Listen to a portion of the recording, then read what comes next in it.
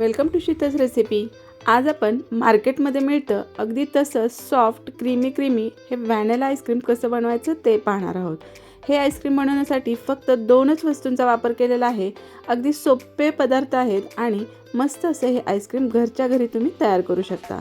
चला तर मग हे आईस्क्रीम कसं बनवायचं ते आता आपण पाहूया। त्यासाठी लागणार आहे एक बाउल, त्यामध्ये आपण टाकणार आहोत फ्रेश क्रीम। इथे मी अमूलची 200 ग्रॅम फ्रेश क्रीमचं पॅकेट घेतलेलं आहे।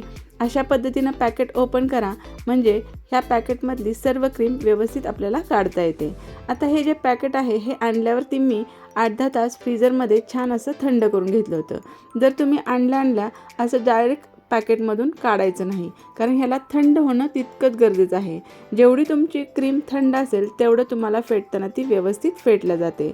आता ही क्रीम आपल्याला हँड मिक्सरच्या साहाय्याने व्यवस्थित अशी फेटून घ्यायची आहे। हँड मिक्सर नसेल तर विस्क किंवा हात चमच्याच्या साहाय्याने तुम्ही व्यवस्थित ही फेटून घेऊ शकता। मात्र चमच्याच्या साहाय्याने थोडासा जास्त वेळ लागतो, मात्र मिक्सरमधून ही फेटून घेऊ नका, तो खूप जास्त पातळ होऊ शकते। आता इथं खूप जास्त उन्हाळा आहे, त्यामुळे जर ही क्रीम फेटल्या जात नसेल तर एका मोठ्या भांड्यामध्ये बर्फाचे तुकडे घ्यायचे, त्यामध्ये पुन्हा हे क्रीमचं भांडं ठेवायचं आणि पुन्हा आपल्याला व्यवस्थित ही क्रीम फेटून घ्यायची आहे। आपण केकसाठी जशी क्रीम फेटतो आणि जशी थिक होते तशीच ही क्रीमही व्यवस्थित अशी घट्ट होते, इतपत आपल्याला ही क्रीम फेटून घ्यायची आहे। अगदी 5 ते 10 मिनिटं ह्याला फेटायला लागले आणि मग ही क्रीम अशी छान अशी घट्ट झालेली आहे। अगदी मस्त अशी घट्ट झालेली क्रीम तयार झालेली आहे। ही जी क्रीम आहे ही व्यवस्थित फेटणं गरजेचं आहे, तरच तुमचं आईस्क्रीम मस्त असं क्रीमी होऊ शकतं।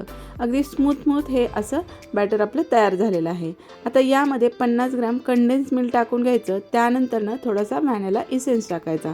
कंडेन्स मिल्क घरगुती पद्धतीने केलेला वापरलेला आहे, त्याची लिंक मी डिस्क्रिप्शनमध्ये देते, तिथे जाऊन तुम्ही बघू शकता, किंवा विकतचंही कंडेन्स मिल्क तुम्ही आणू शकता।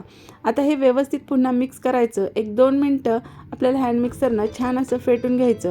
आपलं हे आईस्क्रीमचं जे बॅटर आहे हे व्यवस्थित आपलं आता तयार झालेलं आहे। हे मस्त असं आईस्क्रीमचं बॅटर तयार झालं की एका डब्यामध्ये हे ओतायचं आणि जवळजवळ 10 ते 12 तास आपल्याला फ्रीजरमध्ये ह्याला सेट करायला ठेवायचे। मस्त असं आपलं व्हॅनिला आईस्क्रीम तयार होतं। अगदी सोप्या पद्धतीने आहे आणि अगदी मस्त प्लेन असं व्हॅनिला आईस्क्रीम आपण घरच्या घरी मस्त असं बनवून खाऊ शकतो। रेसिपी आवडली तर नक्की करून बघा, केल्यानंतर कमेंट करून कळवायला विसरू नका। आणि माझा जर व्हिडिओ तुम्हाला आवडला तर लाईक करा, शेअर करा, चॅनलला सबस्क्राईब करायला विसरू नका। पुन्हा भेटूया अशा छान रेसिपीसोबत। तोपर्यंत मस्त खा, आनंदी राहा। ही रेसिपी पाहिल्याबद्दल धन्यवाद।